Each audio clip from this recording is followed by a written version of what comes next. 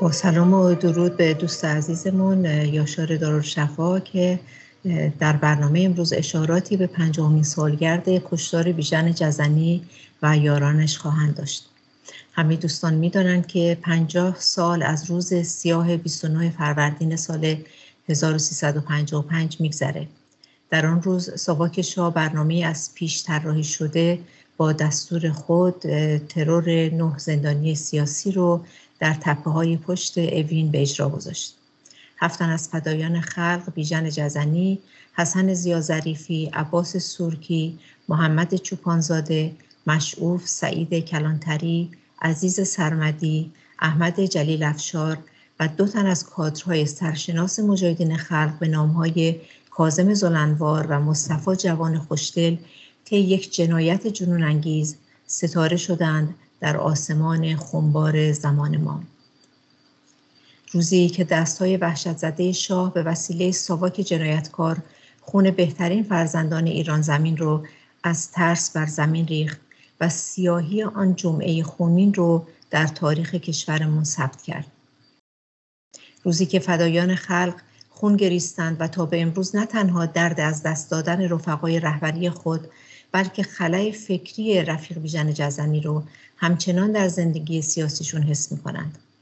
در 50 سال گذشته فقدان بیژن و یاران او صدمات جبران ناپذیری رو بر جنبش چپ ایران وارد کرده.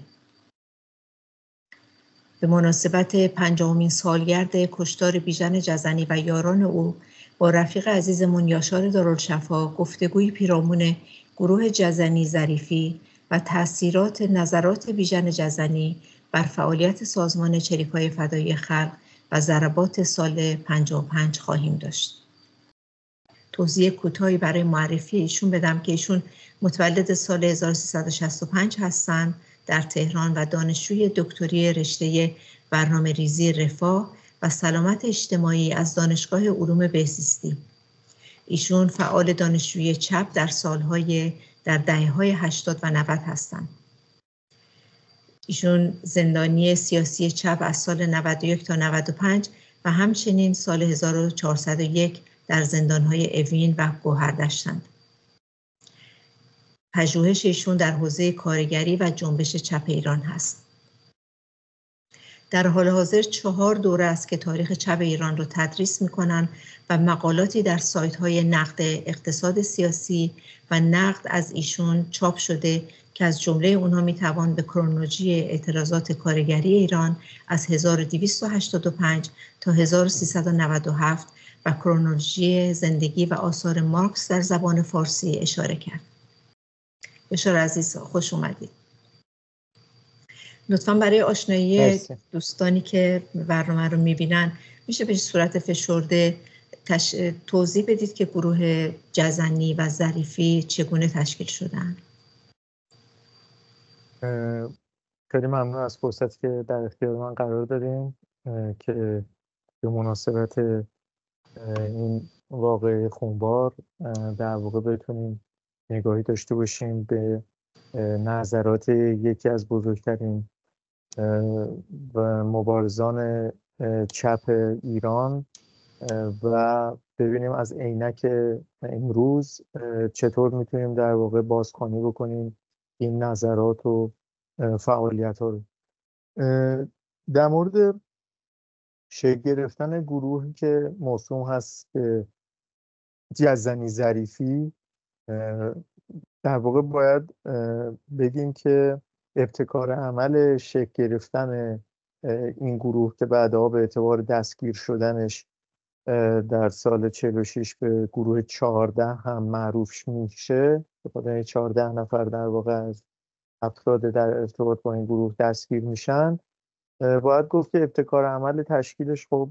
در واقع بیشتر با جزنی است و او محور این در واقع حرکت هست. جزنی خب چند دوره در واقع در زندگیش تا هنگام کشته شدنش به دست نیروهای حکومت شاه در واقع داره که میتونیم در واقع بگیم دوره‌ای که گروه جزنی ظریفی به یک معنا در واقع تشکیل میشه، از نظر من تو دسته‌بندی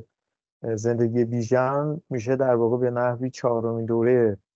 در واقع زندگی بود. به این معنا که جزنی در دوران اولش در واقع که دوران نوجوانی هست فعالیت میکنه در حزب توده تحت تاثیر خانواده سیاسی که در واقع در اون به دنیا میاد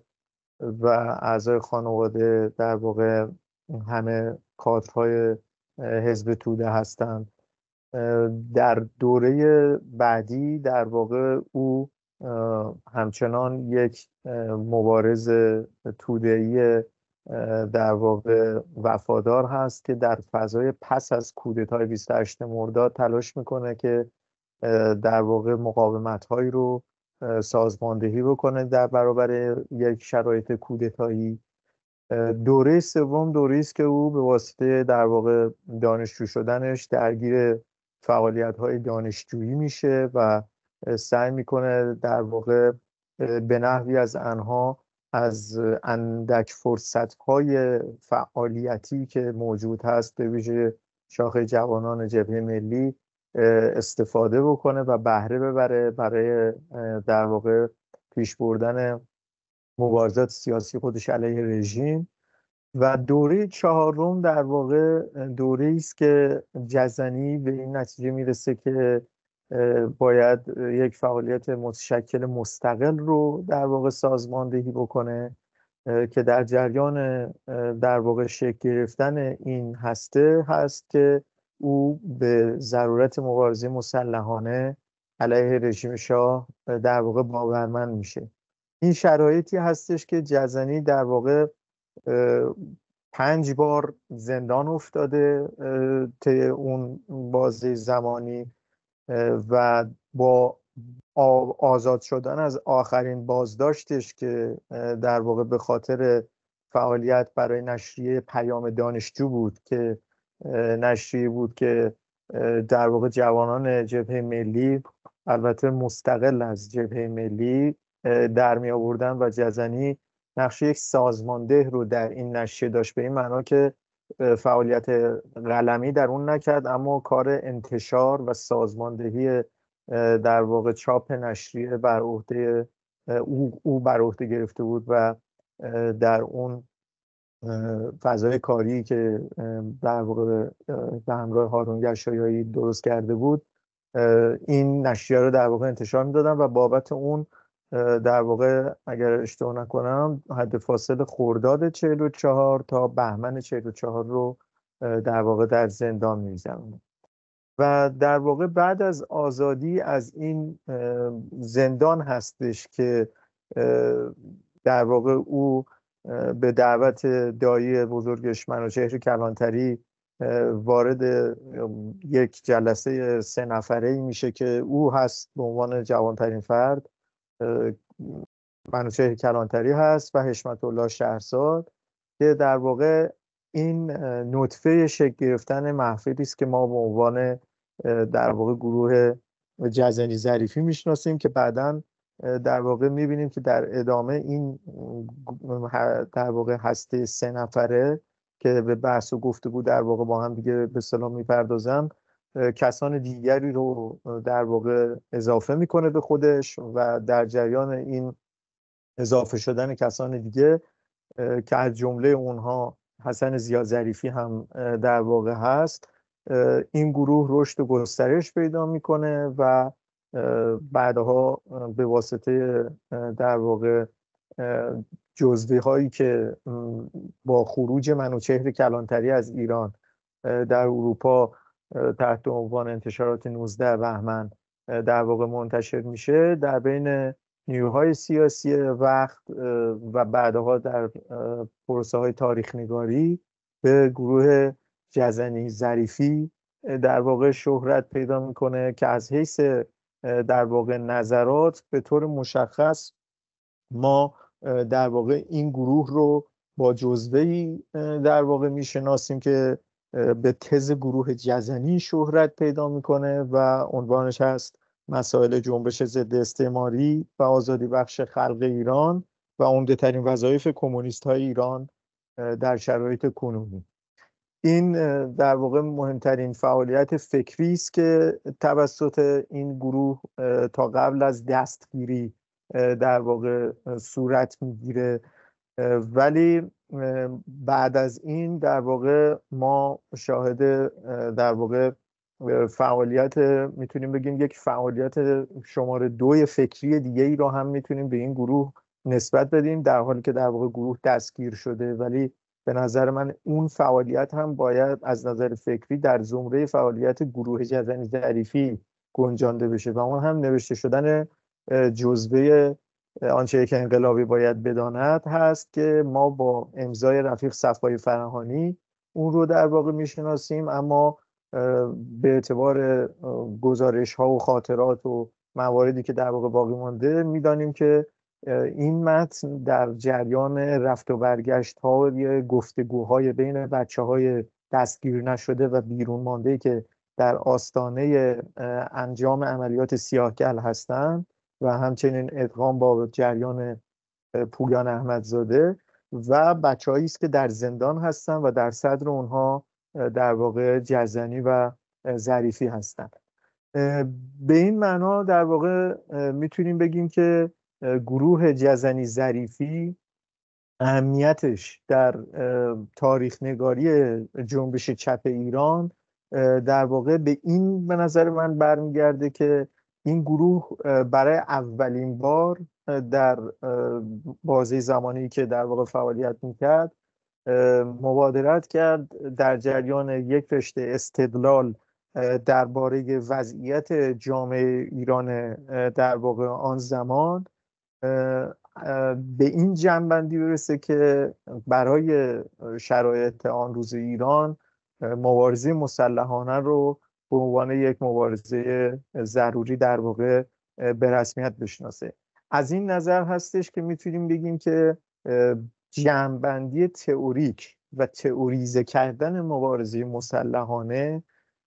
اول بار به نظر من توسط این گروه در واقع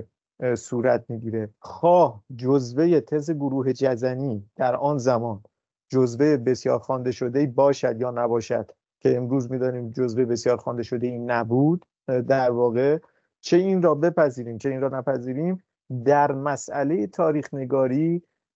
تقدم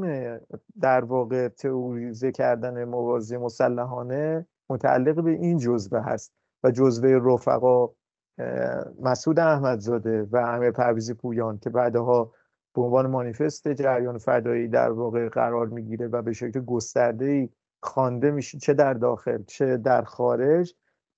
در واقع میتونیم بگیم دومین اقدام برای تئوریزه کردن ایده مبارزه مسلحانه هست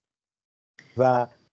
باید این رو در نظر بگیریم که اینکه اون جزوه در زمانه خودشون بسیار خوانده شدند به نسبت جزوه تز گروه جزنی، امروز در ارزیابی تاریخی و پژوهشی موضوع در واقع نباید ما رو دچار مثلا سوگیری بکنه. خب یه سری از نوشته‌های بیژن جزنی به وسیله بهروز ارمغانی از زندان بیرون آورده شد. اینها موضوعات بحث شد برای اون دوره درون سازمان بین رفقا. فکر کنید که مثلا علت ضربه خوردن سازمان رفقای ما در سال 55 بر روی اون جزوات و بحث‌های اون بود یا عوامل دیگه باعث شد؟ چه چیزی رو شما باعث ضربه خوردن در اون دوران میدونید؟ این خیلی مسئله مهمی است و میتونیم بگیم در واقع سال هاست که این بحث در واقع جریان داره و به نحوی از آنها در واقع پاسخ دادن بهش به اصطلاح گره خورده به اینکه شما انگار از نظر گرایش حزبی در واقع در کدام جناح بایستید و به نظر من این ارزیابی واقعی مسئله رو در واقع به اصطلاح مخدوش کرده برای فهم این موضوع. این که آیا پذیرش بخشی از نظرات بیژن از زندان توسط رهبری سازمان فدایی، سازمان شریکای فدایی در فاصله 53 به بعد در واقع عامل ضرباتی شد که در 54 و دست آخر 55 در واقع سازمان رو بسیار در واقع ضعیف کرد. باید در واقع مورد یک بررسی دقیق قرار بگیره و از چند زاویه در واقع بهش نگاه بشه. نکته اول در واقع به اصطلاح این هستش که این موضوع اساساً از حیث صورتبندی کی در واقع تبدیل شد به یک در واقع فرض مشهور. این برمیگرده در واقع بیشتر به گرایشی که تو امروز بیشتر در واقع با نام رفیق مبارز سرکار خانم اشرف دهقانی در واقع گره خورده و اخیراً هم در واقع در آخرین کتابی که ایشون در واقع منتشر کردن تحت عنوان بررسی زمینه ضربات سالهای 54 و 55 و ناگفته هایی از تاریخ چریک‌های فدای خلق مجدداً این نظر رو در واقع مطرح کردن و به شکل در واقع مستندی سعی کردند که نشون بدن که علت ضرباتی که سازمان دریافت کرد هژمونی در واقع نظرات جزنی در سازمان بوده و این نظرات در واقع باعث اون ضربه شده. این نظریه به این شکل مطرح میشه که علت این ضربه این بود که جزنی به این جنبندی رسیده بود در زندان که مبارزه نظامی و چریکی دیگه پاسخگوی در واقع زمانه ما نیست و سازمان ما غلطه اگر فقط بر این پا تکیه بکنه و باید در واقع بر پای دومی سوار بشه که اون پای دوم عبارت است از مبارزه سیاسی و این مبارزه سیاسی به طور مشخص برای جزنی عبارت است از این بود که سازمان میبایست در واقع مبادرت بکنه در واقع به ارتباط گرفتن با طبقه کارگر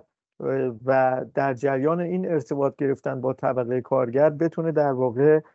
طبقه رو درگیر در واقع فعالیت به اصطلاح سیاسی بکنه و در این در واقع درگیر فعالیت سیاسی کردن این پذیرش این نظر باعث شد که یک سازمانی که از اساس با ایده کار نظامی بنا شده بخش‌هایی از کادرهای خودش رو وارد سطحی از فعالیت علنی بکنه و درگیر فعالیت علنی شدن این کادرها در واقع باعث شد که سازمان امکان ردگیری شدن خودش رو به ساواک بده و در نتیجه سلسله ضربه هایی بر پیکره در واقع سازمان وارد میشه. یعنی این نظر که معتقد هستش که جزنی باعث ضربه ها هست صورتبندی کامل و دقیقش در واقع به این شکل هست که در واقع ما باهاش مواجه هستیم. اما برای در واقع سنجش این نظر و اینکه به محک زده بشه و ببینیم چقدر در واقع نظر به اصطلاح درستی است این هستش که آیا در واقع اساساً فردی که در داخل زندان هست رو ما میتونیم در واقع بانی ضربه خوردن به یک سازمانی که بیرون داره زنده و پویا فعالیت میکنه در واقع بدانیم؟ که من پاسخم منفی هست. اینکه جزنی نظراتی داشته و این نظرات رو بیرون انتقال در واقع میداده ربطی به این موضوع نداره که او از داخل زندان در واقع در جایگاه فرماندهی بوده و در واقع گوش زد میکرده که چه کاری باید بشود و چه کاری نباید بشود و کسانی که بیرون در جریان پویا و زنده مبارزه بودن بیچون و چرا تبعیت میکردن از نظراتی که او از داخل زندان میداده. این نکته اول. نکته دومی که انعکاس یعنی در واقع وارد شدن نظرات جزنی به درون سازمان و پذیرش بخشی از اونها یک پروسه در واقع حقنه کردن از جانب کمیته وقت سازمان به باقی بدنه نبوده. یعنی برای مدت دست کم 8-9 ماه این نظرات وقتی انتقال داده میشه به داخل کمیته مرکزی مورد بحث و مشاجره است بین رفقایی که در اون زمان در واقع در مرکزیت به اصطلاح سازمان قرار دارند و در مورد اینکه آیا این نظرات درستی هستند، ارزیابی تحلیلی مناسبی هستند از شرایط مبارزه خود سازمان چریک‌های فدای خلق و شرایط آن روز جامعه ایران در واقع مورد بحث و بررسی قرار میگیره توسط رفقایی که در مرکزیت و رهبری در واقع سازمان قرار دارند و چیزی که در واقع ما شاهدش هستیم این هستش که عملاً 3 موضع در سازمان پیرامون در واقع بحث ضرورت در نظر گرفتن مبارزه سیاسی به عنوان پای دوم جنبش وجود داره در داخل سازمان. نظر اول نظری است که متأثر از تعلق خاطری که به رویکرد رفقا احمدزاده و پویان داره، در واقع در حالی که چندان مثمر ثمر نمیدانند در واقع ورود کردن سازمان به فعالیت‌هایی که موسوم میشه به فعالیت‌های صنفی سیاسی، اما مخالفت سفت و سختی که در واقع باشه هم ندارن. من این رو به گواه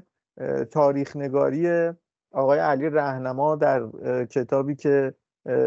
در واقع در خارج از کشور با عنوان فراخوان به اسلحه به انگلیسی چاپ شده و در داخل کشور تحت عنوان در واقع چپ رادیکال انتشار پیدا کرده میگن. نظر دوم نظری است که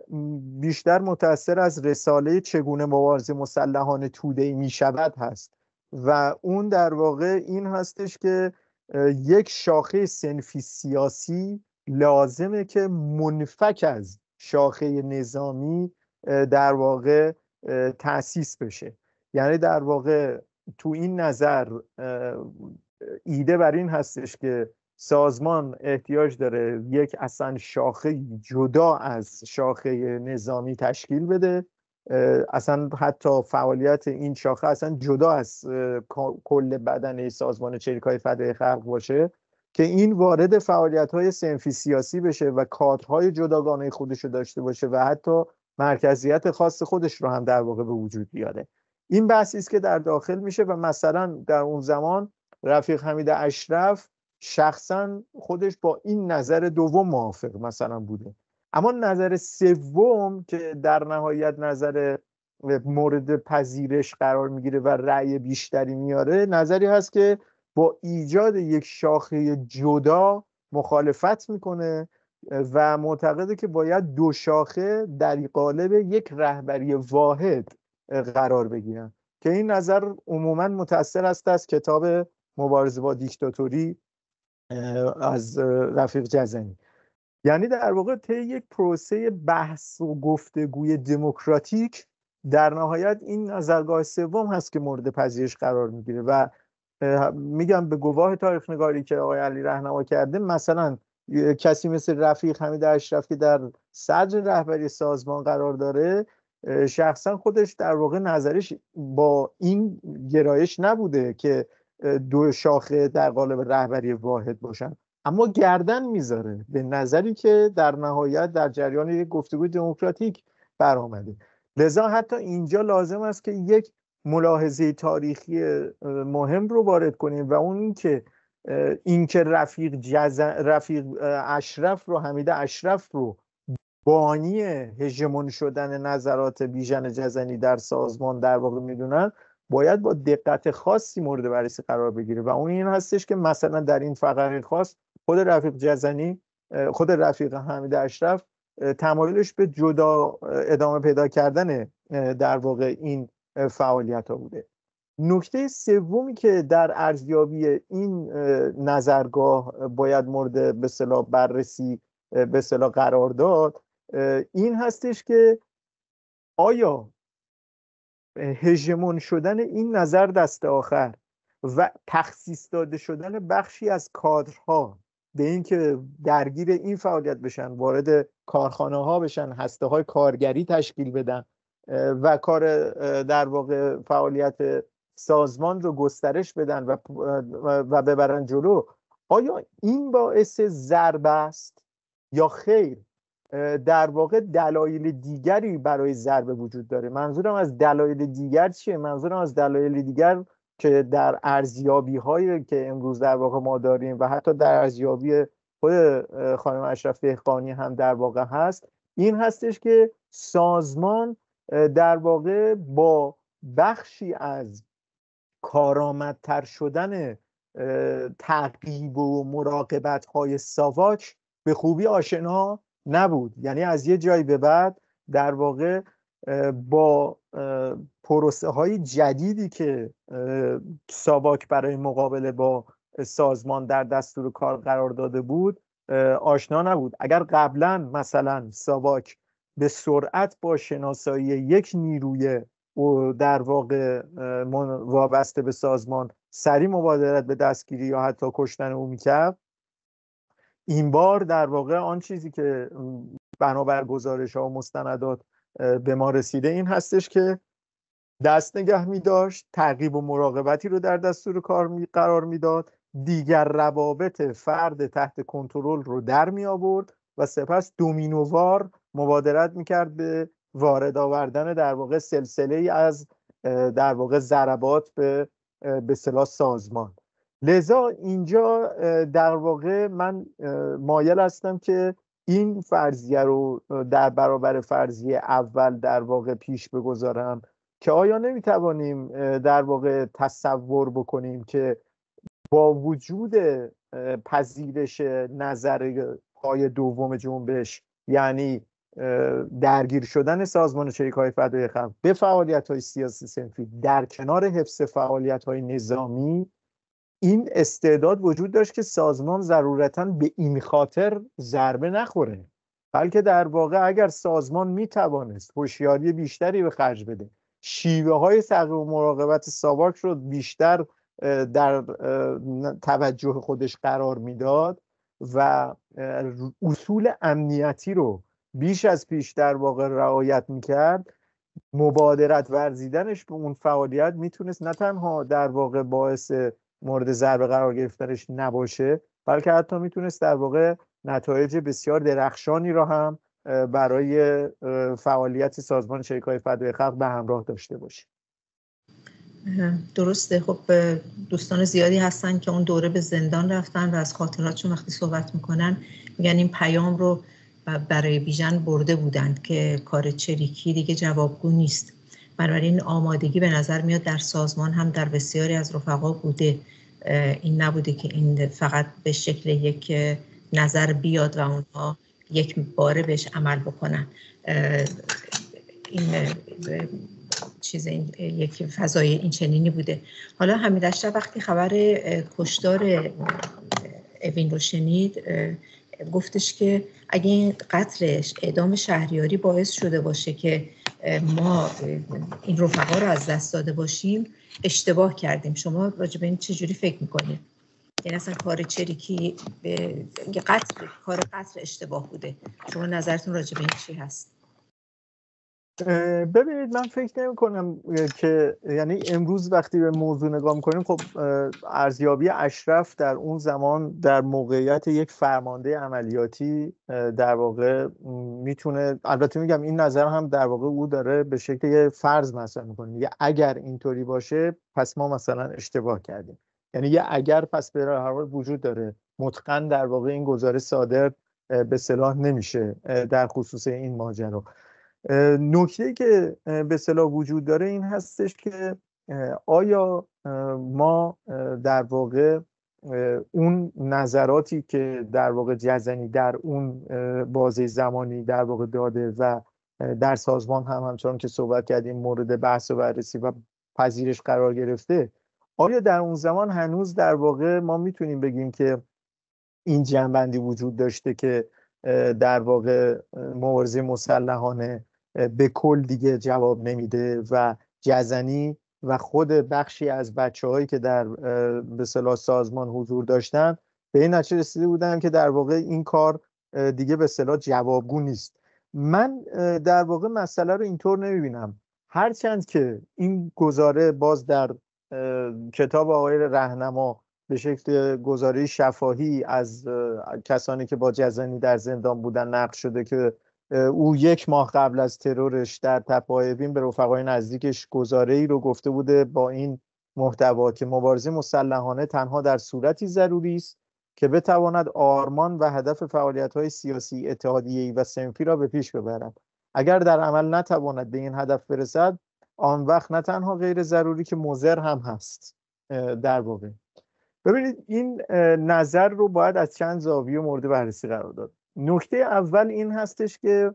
فردی داره این نظر رو در واقع میده که در بازه زمانی که مبارزه مسلحانه در جریان قرار گرفته توسط سازمان متبوعش، سازمان چریک‌های فدای خلق، یعنی حد فاصله در واقع سال 47 تا سال در واقع 53 ایشون در زندان هست، یک سر در واقع در زندان هست. به هر صورت یعنی این برای من مهمه که این نظرگاه فردی است که در زندانه و در بیرون زندان نیست و در جریان در واقع روند مبارزاتی که بیرون قرار داره نیست. او بر اساس اخبارهایی که میشنوه، ملاقات‌هایی که در زندان داره و اخبارهایی که دریافت میکنه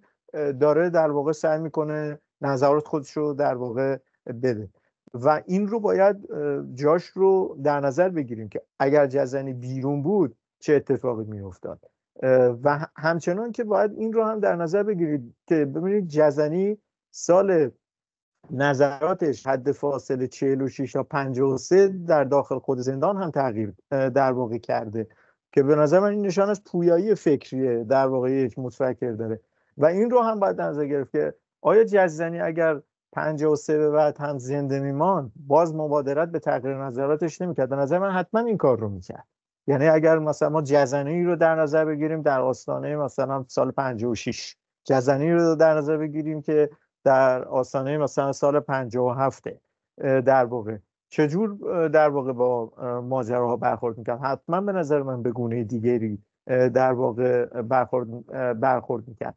نکته دیگه این هستش که من اعتقادم این هستش که بیژن جزنی همچنان حداقل به اعتبار نوشته های مکتوب، یه قسمت سر این هستش که اگر رو نوشته های مکتوب دست بذاریم یک بحثه، در مورد سخنانی که رفقای همبند از اون نقل میکنن امروز بحث در واقع دیگری است. ولی به اعتبار نوشته های مکتوب بیژن هنوز در واقع صرف نظر نکرده از کنار گذاشتن مبارزه مسلحانه تا سال 53 و همچنان معتقد جنبش باید 2 پا داشته باشه، یک پای نظامی و یک پای سیاسی و باید در واقع هر دو این پاها رو بهش در واقع دقت بکنه و اونها رو در واقع در نظر بگیره. پس نکته‌ای که به اصطلاح وجود داره سر این هستش که اون جمله‌ای که حمید اشرف در ارتباط با مسئله در واقع شهریاری میگه، من میتونم اینطوری تفسیرش بکنم که شاید بشه برگردیم بگیم که اقدام خاص در مورد شهریاری شاید اشتباه بود. یعنی شاید کار جالبتر به نظر من این بود که شهریاری گروگان گرفته میشد توسط در واقع سازمان چریک‌ها و در ازای گروگان گرفتن او در واقع شاید حتی میتونستن مبادله‌ای رو در واقع صورت بدن با رژیم شاه. خاصه این که او به عنوان کسی که ضربه‌های زیادی به عنوان یک جاسوس و نفوذی به جنبش‌های چپ در واقع در طول فعالیت امنیتی خودش در واقع زده بود، در صورتی که مورد یک محاکمه قرار می‌گرفت و در واقع مورد بازجویی درونگروهی سازمان چریک‌های فدای خلق قرار می‌گرفت، میتونست بسیار کمک بکنه به اینکه سازمان جزئیات بسیار قابل توجهی رو از نحوه نفوذ ساواک به درون در واقع جنبش هایی که در اون زمان وجود داشتن در واقع در بیاره. لذا من با مطالعه محدودم و با شناختی که در واقع الان دارم، ارزیابی نهاییم در واقع این نیستش که مبارزه مسلحانه در واقع به اصطلاح غیر ضروری شده بود در اون تایم و علت در واقع کشته شدن رفیق جزنی و یارانش در واقع اصرار ورزیدن سازمان به تداوم فعالیت مسلحانه به اصطلاح خودش بوده. خب شما فکر میکنید که اگر بیژن جزنی زنده میموند تاثیرش بعد از انقلاب 57 چجوری میشد؟ فکر میکنید عملکردی که سازمان داشته بعد از سال 57 و سازمان اکثریت بعد از اون داشته، اینا منطبق بوده با نظرات بیژن جزنی درون زندان؟ و سوال بعدی این است که اگر زنده میموند بعد از اون فکر میکنید که چه تأثیری میتونست داشته باشه؟ اگه اینو توضیح بدید مرسی. من فکر میکنم که یک قسمت مهمی که در واقع سازمان فدایی بعد از انقلاب در واقع به ارث میبره از جزنی، به ویژه نظراتی که مشخصا در تز گروه جزنی، یعنی همون مسائل جنبش ضد استعماری آزادی بخش خلق‌های ایران اومده و سازمان فدایی مورد توجه قرار میده. البته به نظر من نه به اندازه کافی، اما به هر حال جای به اصطلاح یعنی نکته مهمی است. اون مسئله حق تعیین سرنوشت خلق‌های تحت ستم یا ملل تحت ستم، یعنی مسئله‌ای که در عملکرد سازمان فدایی تبلورش رو در مسئله ترکمن‌صحرا و مثال به شکل خیلی برجسته‌ای در واقع نشون داد. و خب این در واقع نظراتی بود که مشخصا در جزء تز گروه جزنی آمده، یعنی تأکیدی که اونها در واقع داشتن بر مسئله حق تعیین سرنوشت، بر مسئله در واقع ضرورت قسمی خودگردانی، خودمختاری یا هر چیزی اسمشو بذاریم، اما غیر از گرایش پان، غیر از گرایش تجزیه طلبانه در واقع که توی نظرات اونها بود. ولی خب این درخشان بودن در واقع توجه جزنی رو به این مسئله نشون میده، مسئله که میبینید ما همین امروز هم درگیرش هستیم. یعنی در واقع امروز یکی از مسائل جدی جامعه ایران اگر در آستانه یک گونه‌ای از انقلاب قرار بخواد بگیره، مسئله این هستش که با مسئله حق تعیین سرنوشت ملل تحت ستم در دایره مرزهای ایران چه باید کرد. و اینجا در واقع جایی است که به طور جدی نیروهای چپ و مترقی باید ورود بکنن و با صرف مدام انذار دادن در مورد مقوله‌ای به نام تجزیه، در واقع تجزیه طلبی، مسئله در واقع حل نمیشه و در برابر گفتمان اولتراناسیونالیستی و شوینیستی هم که جریان سلطنت طلب در واقع داره، باید در واقع دنبال یک آنتیتز بسیار جدی گشت. این تو اون زمان به هر حال توجه سازمان فدایی به این مسئله بخشش برمیگشت به اینکه جزنی به عنوان یکی از قله‌های نظری سازمان این مسئله رو جدی گرفته بود و به این مسئله جدی به اصطلاح توجه کرده بود. نکته دیگه‌ای که احتمالاً اگر جزنی می‌بود به نظر من به گونه دیگری رفتار می‌کرد، مسئله مواجهه با روحانیت بود. در واقع بگیم روحانیت در واقع ضد شاه و ضد امپریالیستی.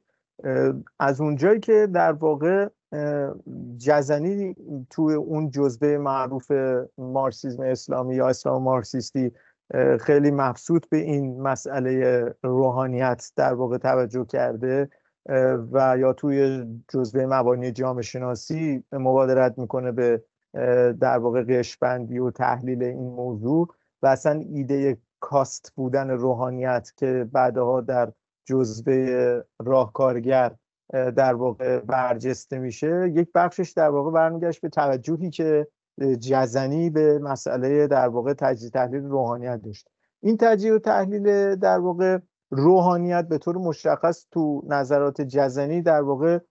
دو وجه داره. یکی این که جزنی غافل نیست هرگز از وجه قشریگری و ارتجاعی در واقع قریب به اتفاق روحانیت، اما در واقع بخشی از روحانیت رو که معتقد بخش کوچکی هستند و اونها رو در واقع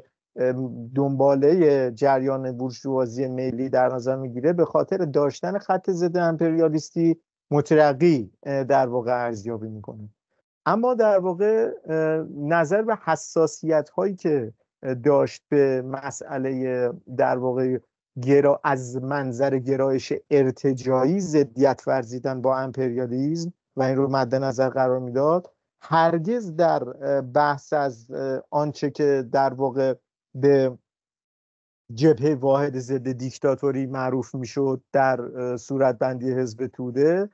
جزنی هرگز در واقع موافق این نبود که ما باید در واقع با گرایش های ارتجاعی بریم پای تشکیل جبهه واحد در واقع، و این به وضوح در واقع در نظراتش بود. و من فکر میکنم اگر جزنی زنده میماند، حد فاصله در واقع سال 54 تا 57 در واقع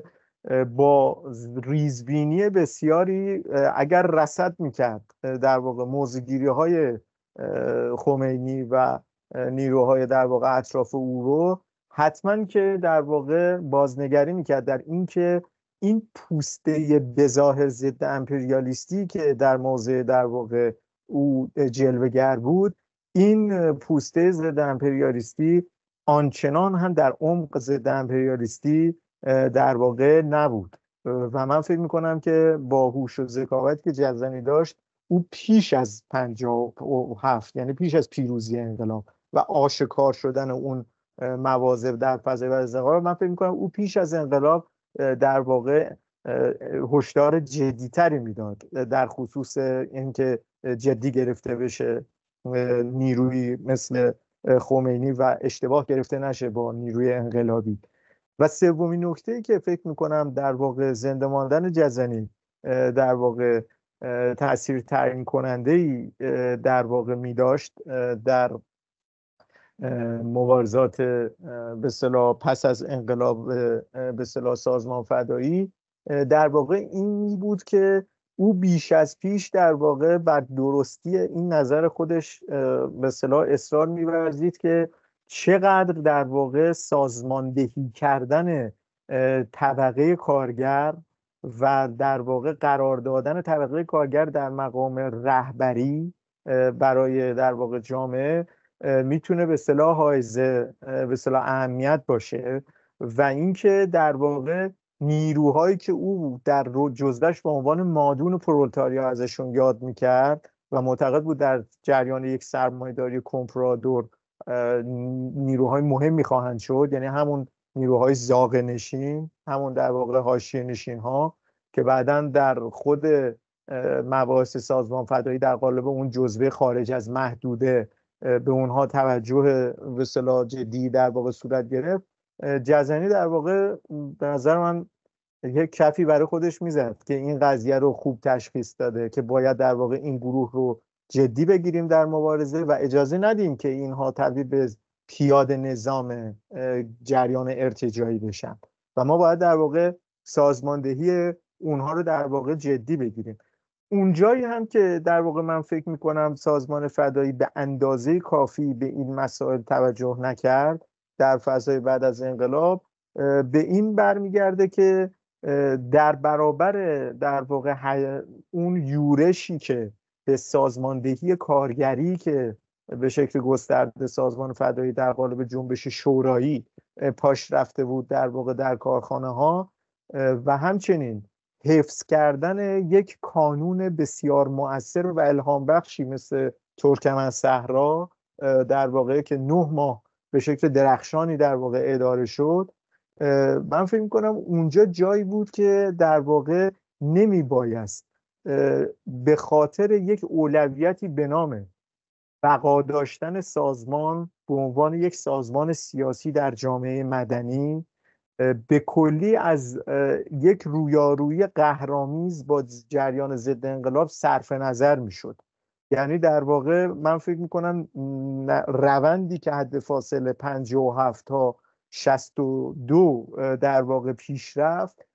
گواهی داد به اینکه اون سنگرهای بسیار مهم حق تعیین سرنوشت، سنگرهای مهم مبارزه برای مسائل زنان، سنگرهای بسیار مهم جنبش دانشجویی و سنگر فوق‌العاده مهم طبقاتی که در قالب جنبش شورایی در واقع سازماندهی شده بودند، نمی بایست در واقع ول می شد و به اعتبار اینکه باز هم فرصت خواهیم داشت برای در واقع در عرض اندام در جامعه مدنی صرف نظر بشه از رویارویی قهرآمیز با یورش ضد انقلاب به این کانونهای مؤثر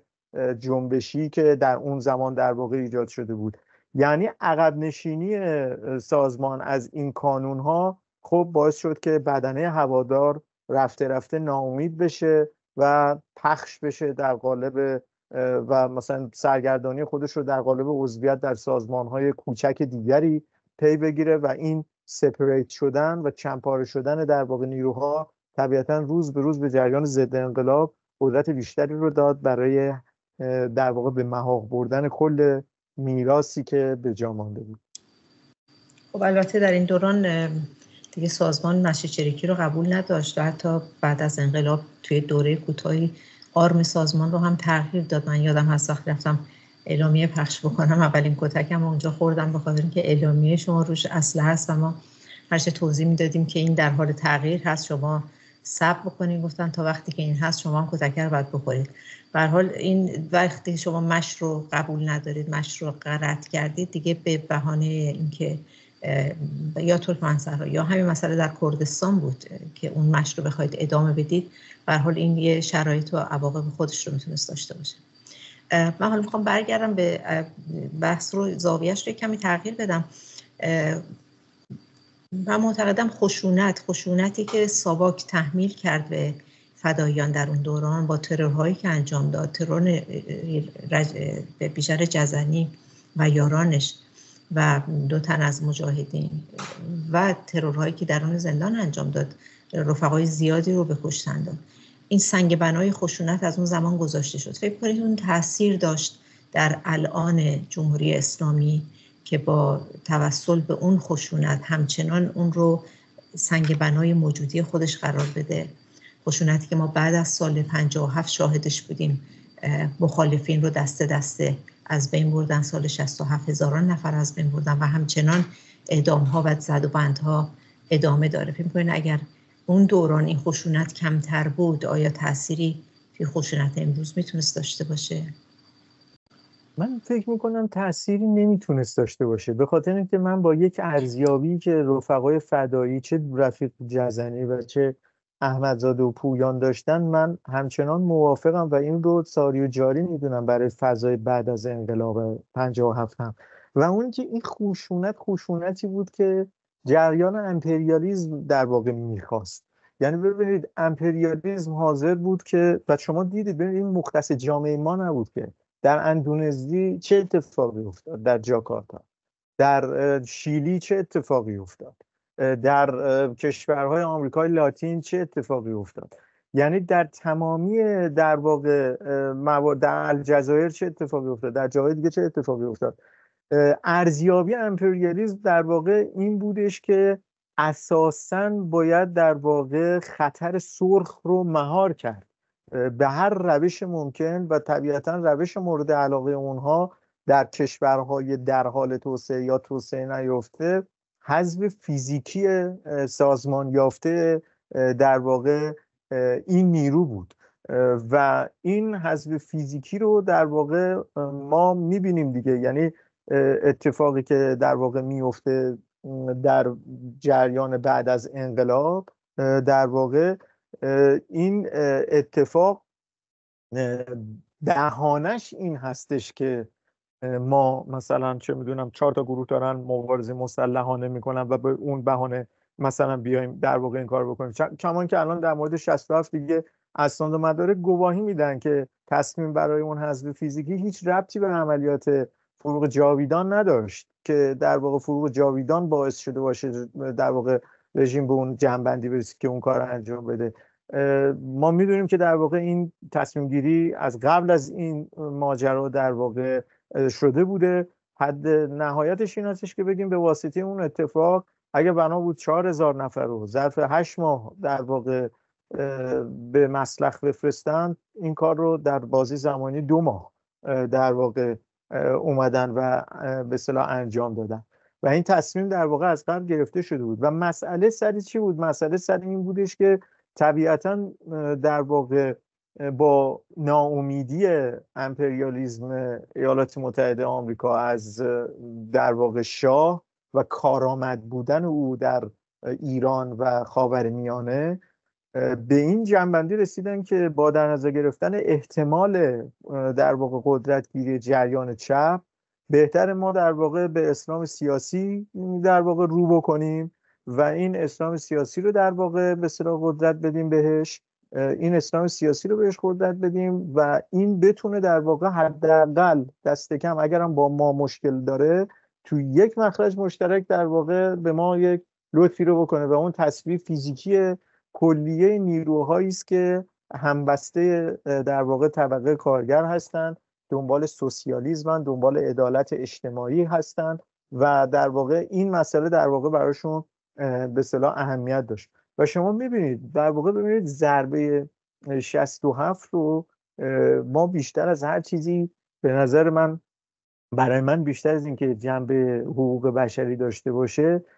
ابعاد سیاسی مهمی داره و اون ابعاد سیاسی این هستش که کسانی در واقع به مسلخ فرستاده شدن که اگر زنده باقی مانده بودن به دلیل توانایی‌های قابل توجهی که در سازماندهی داشتند در واقع اگر بخت زنده ماندن رو پیدا می‌کردن حتما در اون دوران آغاز تعدیل ساختاری و نئولیبرالیسم در ایران که از دوران هاشمی رفسنجانی شروع شد، این نیروها توانایی سازماندهی‌های طبقاتی بسیار گسترده‌ای رو داشتن و میتونستن مقاومت‌های مدنی بسیار عمیقی رو علیه پیشروی نئولیبرالیسم در ایران شکل بدن. یعنی یک مسئله‌ای که در واقع ما باید مورد توجه قرار بدیم در واقع به نظر من این هستش که دهه 60 رو میتونیم به مثابه مقدماتی برای تبدیل شدن ایران به یک آزمایشگاه دیگر نئولیبرالیسم در واقع مورد بررسی قرار بدیم. نئولیبرالیسم پیاده سازیش از بعد از دهه 70 هست ولی احتیاج داشت مقدماتی براش فراهم بشه. یکی از مهمترین این مقدمات در هم شکستن هر شکلی از توان سازماندهی نیروهای هوادار منافع طبقه کارگر از یک سو و خود در هم شکستن امکان سازمانیابی طبقه کارگر در واقع از سوی دیگر بود. و اگر از این منظر نئولیبرالیسم رو خیلی گسترده تر و سیاسی تر هم ببینیم، ما میبینیم که در واقع در هم شکستن این سازماندهی ها به نحو بسیار حساب شده‌ای حد فاصله در واقع همون 57 تا 62 در واقع صورت گرفته بود تا اندازه زیادی. و اگر یک اضطراری به نام شرایط جنگی ناشی از جنگ ایران و عراق غلبه نداشت بر ایران اون زمان، مطمئن باشید ایران بسیار زودتر از آنچه که در دهه 70 در دوران هاشمی رفسنجانی رفت پای تعدیل ساختاری میرفت پای تعدیل در واقع ساختاری و پروژه رو در واقع به اجرا میذاشت. لذا من مسئله خشونت رو در واقع اون خشونتی در واقع به وجود اومد انفرادی متأثر از در واقع ارزیابی ساواک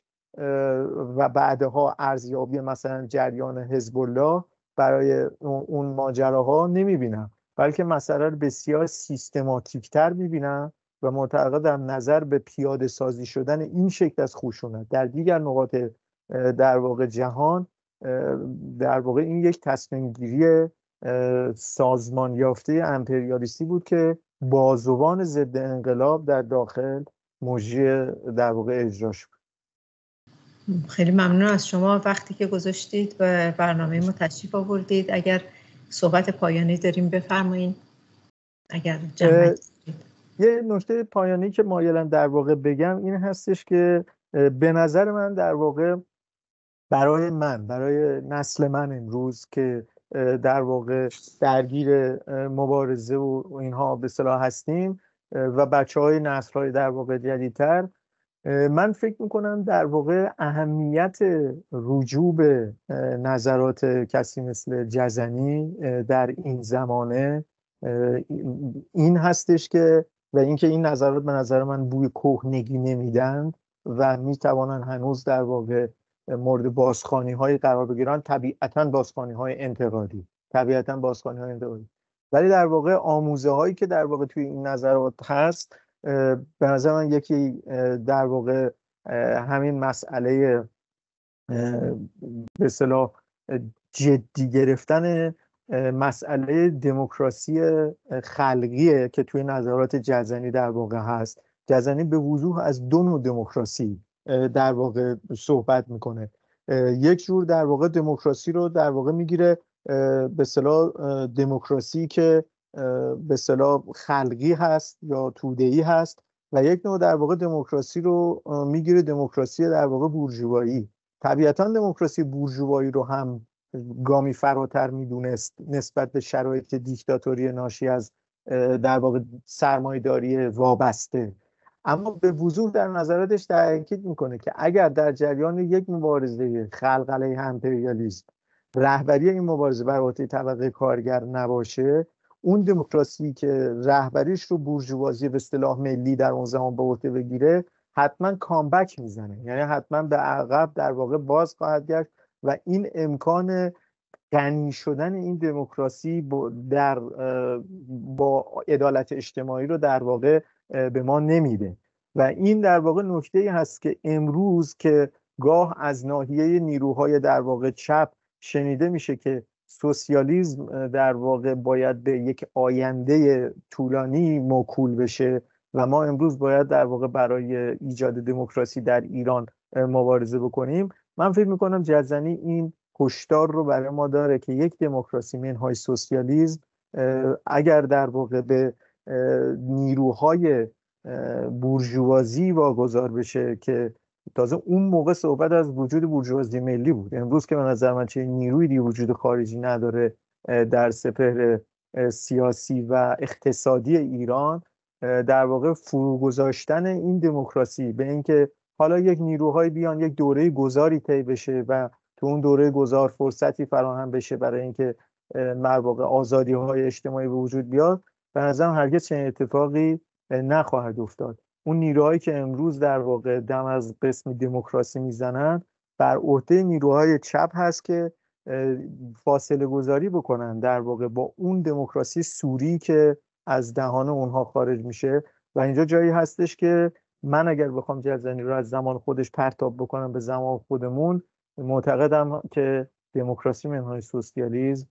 در واقع سر از یک قصابخانه جدیدی برای طبقه کارگر و نیروهای چپ در خواهد بود. خیلی متشکرم. ممنون از شما. هم هر زمانی که سخت میشه به این فکر میکنیم که اگر رفیقمون بیژن بود چجوری فکر میکرد، چه موضع‌گیری در قبال این مسئله یا اون مسئله داشت. من خیلی خیلی از شما ممنونم که دعوت ما رو پذیرفتید و به برنامه تشریف آوردید. آرزوی موفقیت و شادی براتون میکنم. خیلی متشکرم.